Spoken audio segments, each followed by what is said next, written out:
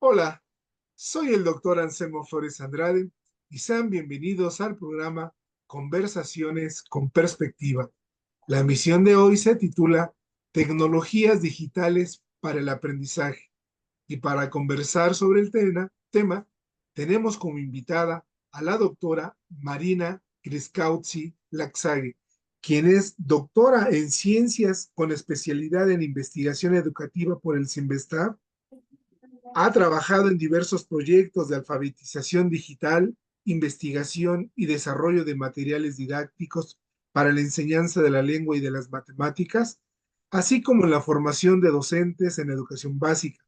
Es autora de numerosas publicaciones académicas y actualmente es la directora de Innovación y Desarrollo Tecnológico de la Dirección General de Cómputo y de Tecnologías de Información y Comunicación en la UNAM, en donde se dedica al desarrollo de materiales, investigación y formación de docentes en el uso de la tecnología como herramientas de apoyo a la enseñanza para los niveles medio, medio superior y superior. Doctora Marina Criscautzi, gracias por haber aceptado la invitación para estar con nosotros. Al contrario, Anselmo, muchas gracias por la invitación. Pues aquí estoy dispuesta a platicar de lo que me comentaste, que bueno, que es un tema importante desde hace muchos años, pero que cobra relevancia cada vez más por el desarrollo de la tecnología. Sí, así es. Y bueno, sin mayor preámbulo, vamos a iniciar y voy directamente a un par de preguntas que espero que sirvan como de apertura a todo esto que espero que el público que nos va a ver y escuchar les resulte de sumo interés. La primera pregunta es que quiero hacerte, Marina, es ¿qué aporta la tecnología a la educación y sobre todo, qué papel desempeña la tecnología en el aprendizaje? Te escuchamos. Gracias. Bueno, creo que en primer lugar me gusta mucho diferenciar qué aporta la tecnología a la educación en general, de qué aporta al aprendizaje en particular. Em, con respecto a la educación, aporta muchas cosas, ¿no? Nos brinda canales de comunicación y de distribución de información que antes no teníamos y que son muy relevantes. La facilidad con la que accedemos a la información, la facilidad con la que nos podemos comunicar, con la que podemos prácticamente estar, aunque no estemos físicamente en el mismo lugar, e incluso no en el mismo lugar, ni siquiera en el mismo tiempo. eh, es algo maravilloso, ¿no? Es indudable que no hubiéramos podido hacer lo que se hizo en términos educativos durante la pandemia sin estas herramientas.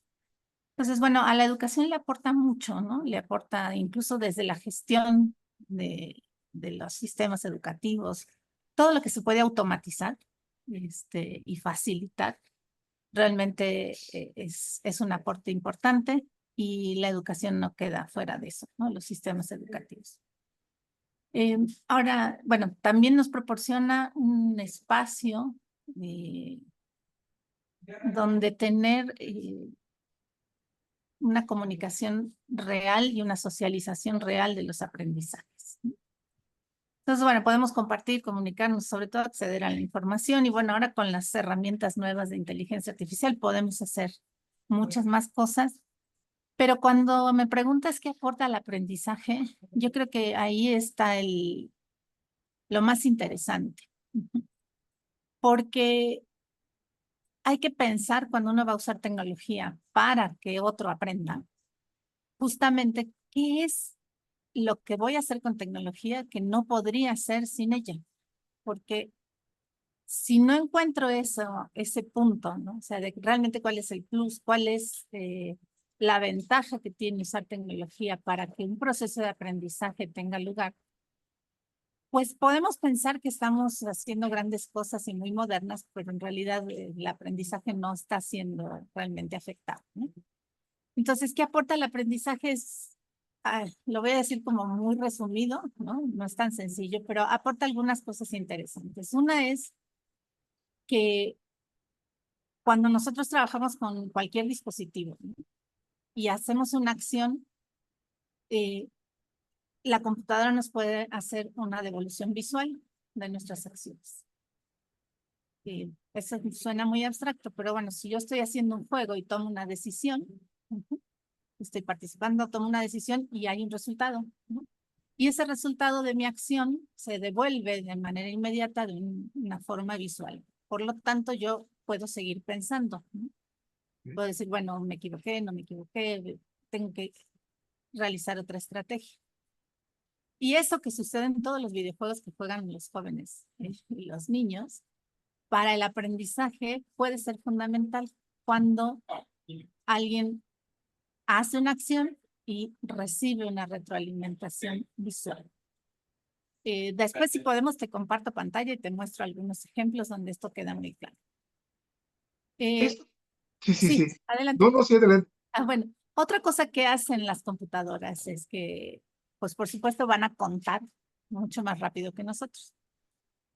Y aunque parezca muy sencillo, bueno, a veces el hecho de que la computadora quede a cargo de ciertas tareas que pueden ser muy laboriosas para nosotros como personas, nos liberan cognitivamente para concentrarnos en otras cosas. Por ejemplo, si usamos una hoja de cálculo, ¿no? Y estamos procesando datos, una tabla, y queremos saber, no sé, cuáles son los estados de nuestra república que tienen mayor índice de pobreza. Bueno, ahí están los datos, ahí está la gráfica. Cuando hacemos una gráfica con una hoja de cálculo, lo que sucede es que nuestra actividad cognitiva está concentrada en saber qué datos necesito seleccionar. ¿Cómo los tengo que seleccionar? Para que lo que resulte tenga sentido. Y además, una vez que está hecha la gráfica, yo tengo que estar muy segura de que esa gráfica está representando lo que yo quiero. Si yo tuviera que hacer la gráfica a la antigüita con hoja de papel milimétrico, que para mucha gente no debe saber ni de qué se trata, pero eran unas hojas como cuadriculadas, pero con las rayitas en cada milímetro, voy a invertir mucho esfuerzo, ¿no? En contar, en saber en qué milímetro tengo que dibujar la barra, por ejemplo, y eso va a hacer que mi actividad cognitiva esté de pronto concentrada en eso y no tanto en qué datos, cómo se representan, por qué una barra más grande significa una cosa y significa otra. Entonces, la computadora me resuelve ciertos procesos que me liberan para pensar en cosas más complejas. Siempre tengo que estar al mando, porque si yo selecciono mal los datos, la computadora igual me va a hacer una gráfica. Eso es lo bonito. Yo le pido una gráfica, No, no la que queremos. pero me puede hacer una gráfica que no tiene ni pies ni cabeza. Y entonces, eso me deja a mí, como ser humano,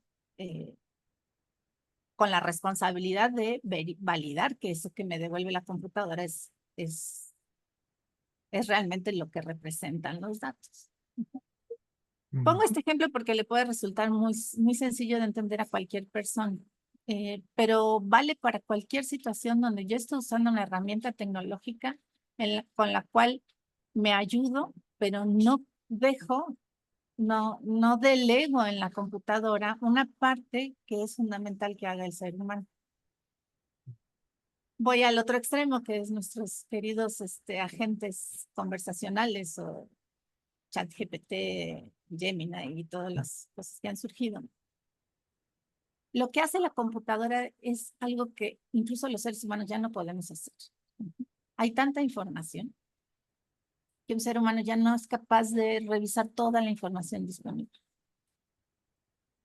Lo que hace la máquina es que a una velocidad que casi es instantánea, puede revisar volúmenes inmensos de información, encontrar patrones y reproducir a partir de esos patrones, no reproducir, producir un texto que parece nuevo, pero que en realidad lo que está haciendo es mostrarme las coincidencias mayores de esos patrones que encontró.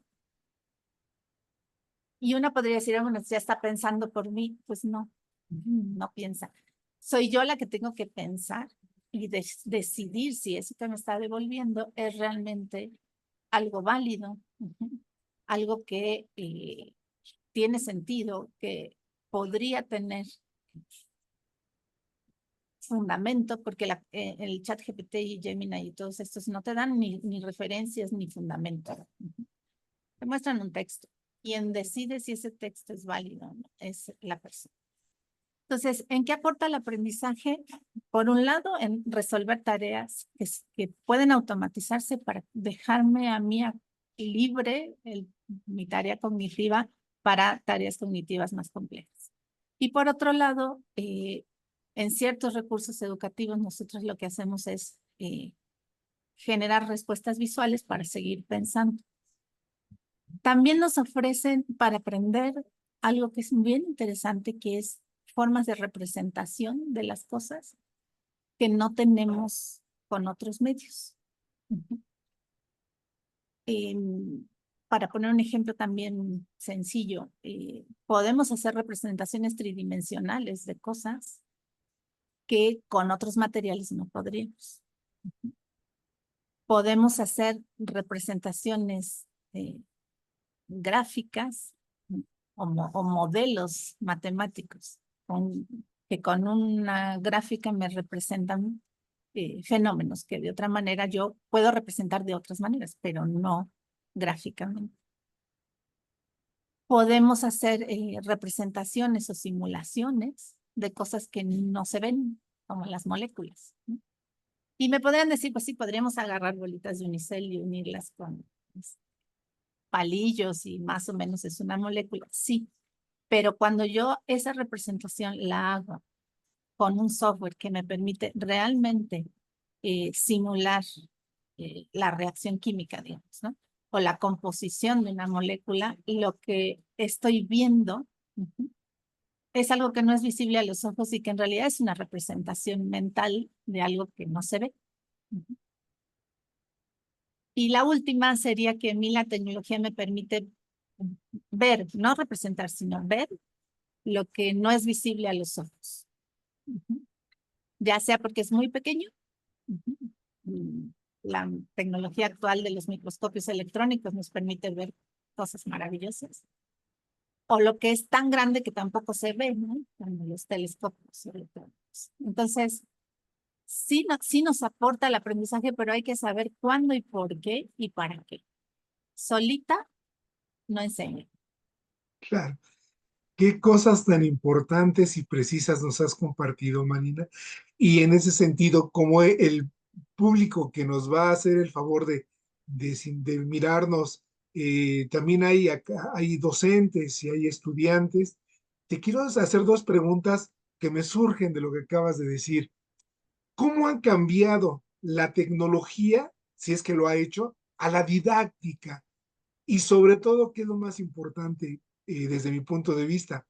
¿Cómo ha cambiado las tecnologías digitales la dinámica de la relación profesor-estudiante? Bueno, mira, creo que la tecnología a la didáctica no la ha cambiado. Aunque estoy haciendo una afirmación con la que nadie va a estar de acuerdo, porque todo el mundo va a decir, ¿cómo no? Si ya surgió el diseño instruccional, el diseño tecnopedagógico. Pero en mi opinión, no, porque pensar que la tecnología puede cambiar a la didáctica es darle un lugar demasiado central a la tecnología. Yo creo que la didáctica ha evolucionado y se ha transformado mucho. Por ejemplo, no sé, en el siglo pasado, pues todos pensábamos que había una didáctica general y es la didáctica. Y sin embargo, desde los 70s del siglo XX empezaron a surgir las didácticas específicas, que nos dicen, pues sí, hay principios didácticos generales, por supuesto, pero el objeto de conocimiento que yo quiero que mi estudiante aprenda juega un papel central en el proceso de enseñanza. Entonces, hay una didáctica específica de las matemáticas, de la lengua, de las ciencias sociales, de las ciencias naturales, porque la naturaleza de ese objeto de conocimiento, juega un papel y determina las acciones didácticas. Entonces, la didáctica se ha transformado, la didáctica evolucionado, no me gusta la palabra evolución, parece que es natural, ¿no? Claro. Se ha cuestionado que no es lo mismo enseñar matemáticas que historia. Aunque se comparten principios generales cuando uno comparte un fundamento teórico. Pero insisto, no es lo mismo. ¿Y por qué? Bueno, porque la naturaleza del objeto matemático es distinta y me exige pensar situaciones para que los estudiantes aprendan que están relacionadas con la naturaleza de ese objeto. Entonces, la didáctica sí ha cambiado, tendrá que seguir cambiando. Yo creo que nos falta mucha investigación en didáctica, sobre todo de cómo enseñar en el nivel superior. Hay mucha investigación de educación básica, muy interesante, que nos da pistas, pero tenemos que estudiar. No porque los estudiantes aprendan distinto. El proceso de aprendizaje en términos generales es el mismo, pero ¿cómo enseñar a nivel superior? Y esta reflexión en el nivel superior todavía está como muy verde y no nos hemos cuestionado eso. Ahora bien, ¿qué papel juega la tecnología? Bueno, la tecnología nos brinda un conjunto amplísimo de herramientas que enriquece la didáctica, sin duda. Y por otro lado, más que la didáctica al currículum, la tecnología nos ha obligado a entender que hay cosas que enseñar que antes no se enseñaban. Claro. Antes no nos preocupábamos por enseñarle a los estudiantes a lidiar con grandes volúmenes de información. Con suerte conseguían una fuente en la biblioteca y ya era mucho. Entonces, eso nos obliga a repensar planes de estudio. Nos obliga a repensar qué les tenemos que enseñar. Nos obliga a repensar qué relación vamos a entablar con la tecnología para enseñarles también, a su vez, a posicionarse frente a la tecnología de un modo crítico, no de un modo totalmente acrítico y consumista, sino de un modo crítico. Entonces, y nos impacta a nivel educativo muchísimo, muchísimo. Marina, y ahora retomando lo que comentaste de la pandemia, la pregunta que me surge es, ¿qué nos puedes compartir de qué lecciones o experiencias nos dejó la pandemia en el uso de las tecnologías para el aprendizaje o en el aprendizaje? Bueno, yo creo que nos dejó buenas y malas lecciones. Empiezo por las buenas. Nos mostró que podemos seguir trabajando. Voy a hablar en este caso de la educación superior, porque Sí, sí, claro. no, porque la verdad es que fue muy difícil para maestras y maestros de jardín de niños y primaria. La verdad es que ahí sí creo que hicieron un esfuerzo sobrehumano muy valioso, pero muy complejo a su vez. Tratar de hacer lo que se hace en el jardín de niños a través de Zoom fue una experiencia. Y aún así surgieron, por lo menos en mi campo, que es la alfabetización, eh, surgieron propuestas didácticas espectaculares para poder continuar. Pero bueno, en la educación superior, ¿qué nos dejó? Por un lado, que podemos seguir trabajando. Por otro lado, que pues a quienes como yo estamos con la misión de integrar tecnología en la enseñanza, pues nos dio un empujón espectacular, ¿no? Habíamos picado piedra 15 años antes y de pronto así en 2 meses se habían subido casi todos los profesores a alguna plataforma. Nos dejó también, creo que como enseñanza, que no es suficiente, ¿no? Tener el medio de contacto. Hay que saber qué hacer. Y creo que nos dio así un encontronazo con nosotros mismos como docentes universitarios, porque como es lógico, cuando uno no sabe manejar una situación, pues va a hacer lo que sabe hacer. Y entonces tuvimos muchísimas clases por videoconferencia que reprodujeron lo que se hacía en el salón físico. Y no quiere decir que en el salón físico funcionara.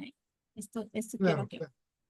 ¿Qué quiere decir? Bueno, me paro, antes me paraba en mi salón y hablaba 2 horas, pues ahora me paro frente a la cámara y les hablo 2 horas. Ujú. ¿Y por qué no funciona? No quiere, por eso insisto, no quiere decir que en el salón físico funcione, pero fue así como un baño de realidad ver que es muy difícil sostener una, una Sí. exposición sin diálogo, una exposición. Yo le llamaba, también me tocó dar clase en la pandemia, o sea, a mí hablarle a cuadritos negros, porque no todos ponían su No, foto, exacto.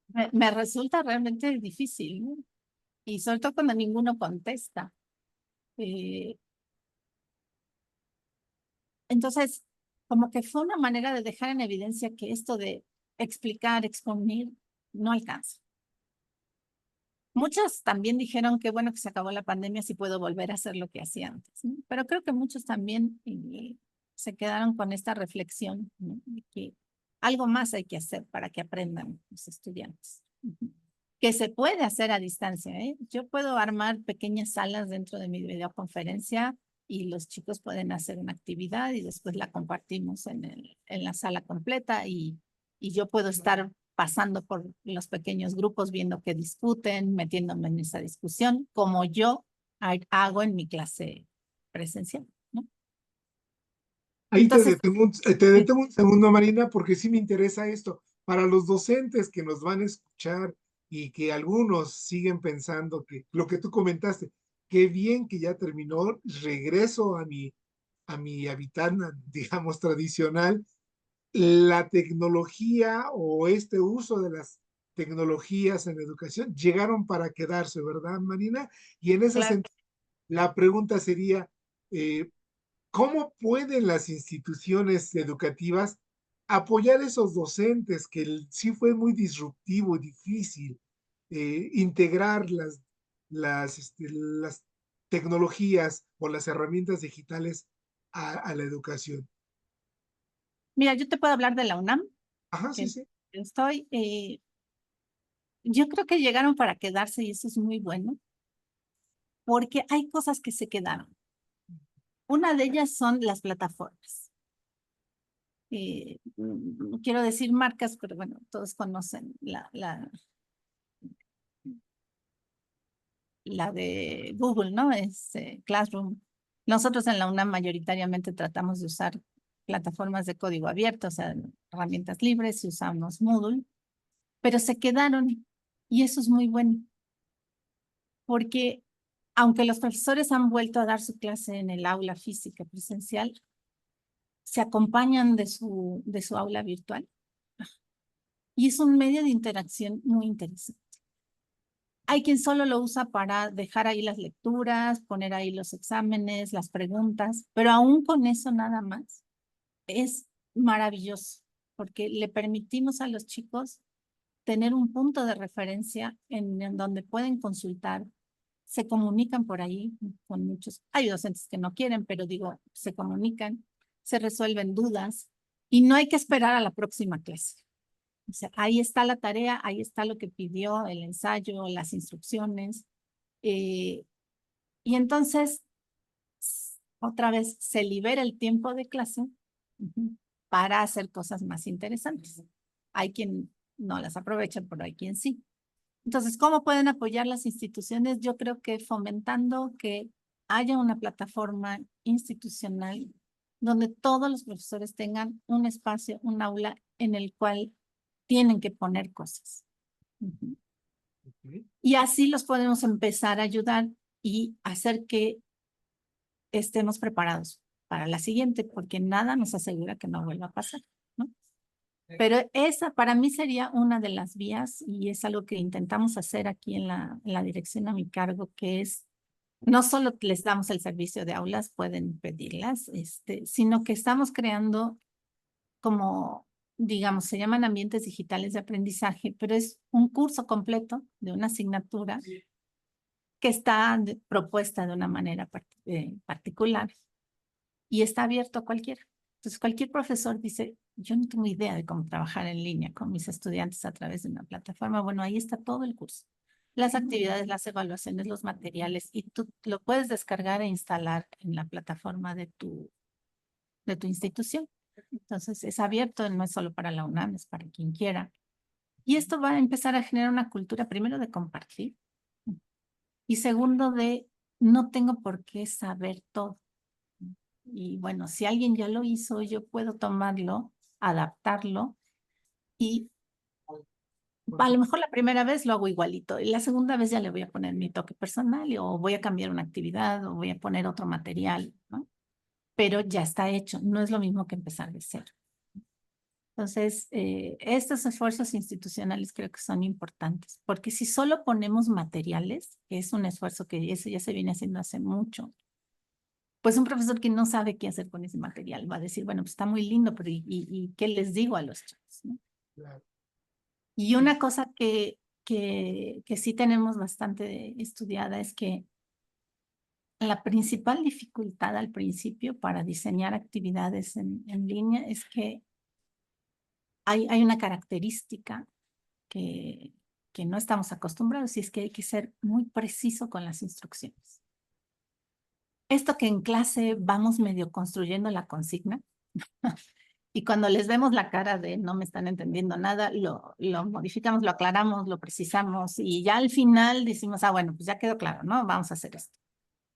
Eso no puede pasar en una plataforma porque yo no voy a estar ahí para explicarlo. Entonces, ser muy claro, muy preciso, que los chicos puedan entender realmente qué tienen que hacer. Uh-huh. Y por supuesto hay que practicar mucho para eso, ¿no? Pero aprender a hacer eso es algo que lleva tiempo. Entonces, tener un curso modelo, digamos, del cual yo me pueda inspirar y llevarme las actividades puede facilitar esa acción. E insisto, los recursos sueltos no me dan todo ese contexto didáctico en el cual, no sé, un buen video puede ser un buen recurso. Ya que comentaste esto último como una característica, aprovechando tu expertise, Marina, ¿qué características debe de tener la aplicación o deben de tener las aplicaciones educativas para ser efectivas? Bueno, hay de todo tipo, pero la principal, creo yo, es mostrar algo que no está en otra parte. Es decir, si yo voy a hacer un recurso educativo para resumir lo que está en Internet, pues no, porque de hecho eso o lo hace ChatGPT Sí, o lo debería poder hacer el estudiante, ¿no? Entonces, tengo que mostrar algo que de otra manera no pueda comunicar. ok. Em, si lo que yo quiero comunicar requiere una representación visual en movimiento, entonces voy a usar un video, porque no hay otra manera de mostrar. Hay muchas cosas interesantes que es difícil imaginar si uno no las ve. Ajá. Por otro lado, hay cosas que hay que aprender a interpretar leyendo y entonces hay que seguir aprendiendo a leer, ¿no? Y para eso están pues, todos los PDFs y todas las formas de presentación de texto que son muy fáciles de distribuir, muy fáciles de usar. Los chavos ahorita todo lo leen en el celular, entonces si yo hago encuentro un buen artículo y se los comparto, pues seguro lo van a ir leyendo en el teléfono. Pero no solo lo pueden leer, lo pueden subrayar, lo pueden anotar, pueden hacer todo lo que antes hacíamos en papel, ahora se puede hacer con tecnología. Entonces, para un recurso educativo, y esto también hacemos en nuestra dirección, es, si va a ser un recurso informativo, es eso, es mostrar información de una manera que no está mostrada ya, o que en las maneras acostumbradas de mostrarla no se entiende. Pero sobre todo yo lo que pienso y tratamos de promover es que hagamos con tecnología herramientas para que los estudiantes puedan hacer cosas. No solo recibir información, sino hacer cosas. Hacer quiere decir producir. Por supuesto, para eso tenemos herramientas como la mencionaba, la hoja de cálculo, el procesador de texto son maravillosos. Son las dos formas clásicas de procesar información. Pero también les podemos ofrecer herramientas con las cuales pueden actuar sobre casos simulados, por ejemplo.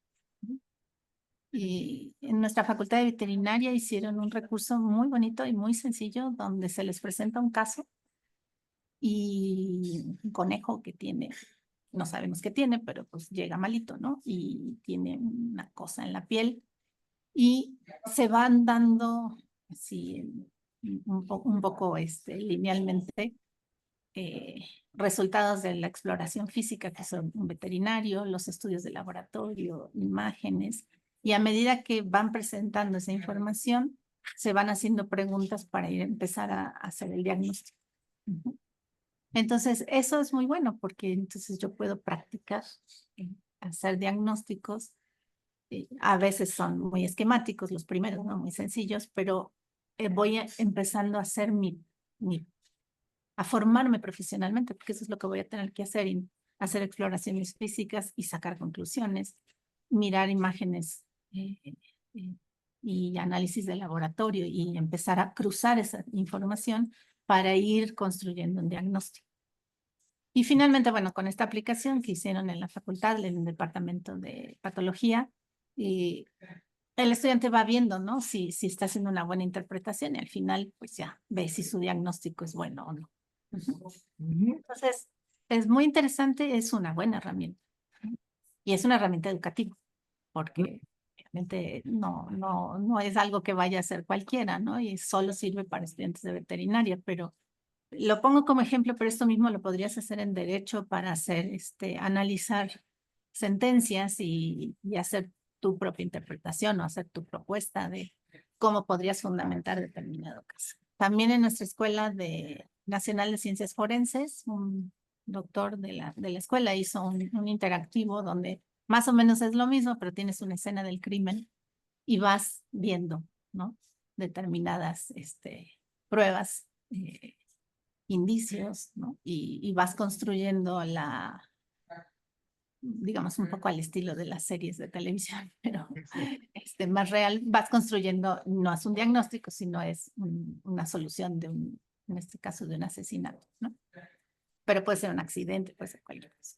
Entonces, a esto le llamamos herramientas de toma de decisión y la tecnología nos sirve mucho para eso porque puedes generar muchos casos, muchas situaciones donde el estudiante se va enfrentando a esa posibilidad y sobre todo son preparaciones para después hacerlo en la realidad, no sustituyen a la realidad. Claro. Esto que nos comentas, Marina, que parece, que en esto que nos estás compartiendo, que parece sacada de un episodio, efectivamente, de una serie de ciencia ficción, ¿es posible, en el futuro inmediato es posible, o todavía va a tardar este uso de este tipo de herramientas digitales para las diferentes licenciaturas? Estaba pensando en historia, por ejemplo. Mira, es posible, no debería tardar nada, pero tiene que ver con un punto de vista acerca de para qué sirve la tecnología, ¿no? En qué se invierte. La verdad es que la mayor parte de las instituciones educativas invierten en generar recursos informativos, donde te vuelvo a explicar la teoría tal o la teoría cual, y no tanto en ver que podríamos hacer desarrollos. Estos desarrollos llevan tiempo, tampoco es así inmediato. ¿Y qué se requiere para un desarrollo como ese? Pues un equipo interdisciplinario. Y este es la clave. Nosotros en la Dirección de Innovación en Tecnologías para la Educación, que es la dirección a mi cargo, tenemos un equipo conformado por pedagogas, programadores, diseñadores gráficos, comunicólogos. Es decir, necesitas eso junto con un experto en la materia. Yo con mi equipo no podríamos hacer esta escena del crimen sin el experto en forenses. Ni el de veterinaria sin el experto en veterinaria. Entonces, si lo queremos hacer para historia, fantástico, pero necesitamos historiadores. Y no, a lo mejor no muchos, ¿no? Pero quien participe tiene que tener claro cómo se aprende historia. Ajá. Porque si no, vamos a volver a hacer los N mil recursos que ya existen, donde parece que para aprender, para enseñar historia hay que contar la historia y no va por ahí, ¿no? Entonces, sí necesitamos un equipo multidisciplinario y ya, nosotros nos encargamos del resto. Hicimos una cosa muy bonita con historiadores. La UNAM tiene un museo en el centro histórico que se llama UNAM Hoy. Hicimos una aplicación que se llama Barrio Universitario para conmemorar en 2022 los 70 años de que la UNAM se trasladó al campus de CEU. La UNAM originalmente estaba en el centro histórico y entonces el barrio universitario ahora quedó perdido en el centro, pero antes era un barrio realmente muy interesante. Entonces, es una aplicación donde puedes explorar cómo era el barrio. Y se reconstruyeron en 3 dimensiones los edificios y con información de qué pasaba ahí en los años entre 30 y 40 del siglo XX. Y trabajamos con un historiador. Y fue muy divertido. Es el doctor Roberto Gallegos. Fue muy divertido porque primero tuvimos que construir un lenguaje común con él. Y él tuvo que adaptarse a las restricciones tecnológicas de una aplicación. Y lo decía, ¿no? Me pusieron a hacer lo imposible, o sea, que es que un historiador no eche rollo, ¿no? Porque le pedíamos textos muy cortitos, donde una imagen y un texto muy pequeño pudieran servir para contextualizar una situación. Pero lo logramos, digamos, es construir ese lenguaje, construir un entendimiento de las posibilidades de la tecnología para lo que ellos quieren y de los tiempos que eso lleva, ¿no? Pero eso se necesita realmente. Y bueno, algo de dinero, ¿no? Para tener equipos de cómputo que aquí en la UNAM los tenemos. Ese no es el inconveniente. Pero bueno, lleva tiempo, lleva mucho trabajo. Sí, claro. Y como te había No, comentado, corre el tiempo muy pronto por este tipo de emisión, Marina, y quiero hacerte la última pregunta. Con base en la experiencia que has adquirido, en tu opinión, ¿cuáles son los principales desafíos que enfrentan los educadores al implementar tecnología digital en el aula? Bueno, por un lado está el desafío de la infraestructura. Pues podemos tener ideas maravillosas, pero sin infraestructura no se pueden hacer. Eso pasó en la pandemia, ¿no? Podemos generar muchas ideas, pero si no llega internet a la comunidad, mucho gusto, ¿no? Ahí en breve comentario te cuento que hicimos de manera voluntaria un trabajo con comunidades en Yucatán y en Hidalgo. Hicimos un programa de radio con una radio comunitaria, porque dijimos, pues ahí no llega internet ni acá, ni por casualidad. Entonces, bueno, la radio, que es una tecnología maravillosa, sí llega. Entonces hicimos un programa, estuvimos 2 años con un programa de radio y todo un trabajo con los maestros de alfabetización para la comunidad completa. Teníamos familias escuchándonos por radio y los maestros se comunicaban por WhatsApp o por como podían.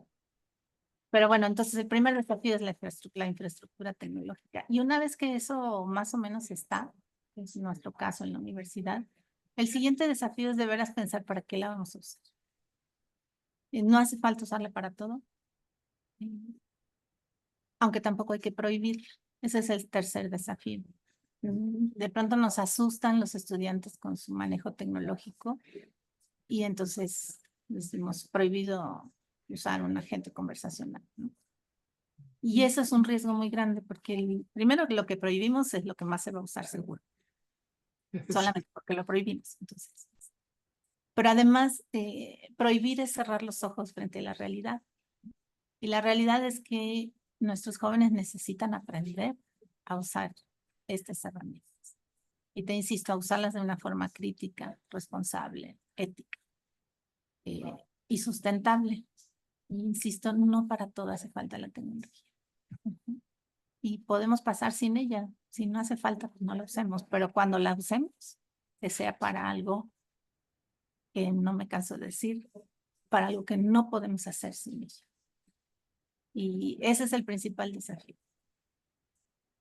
Qué importantes reflexiones nos has dejado con esto último, Marina. Y bueno, pues solamente puedo suscribir todo lo que has dicho y decir que gracias por haber estado con nosotros, Marina. Espero que ya en otra oportunidad nos des un poco de tu tiempo para seguir conversando sobre este importante tema.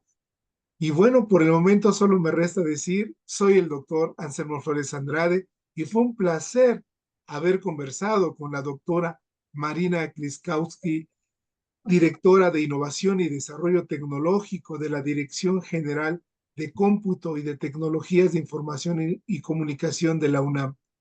Una vez más, gracias Marina y hasta la próxima emisión. Muchas gracias.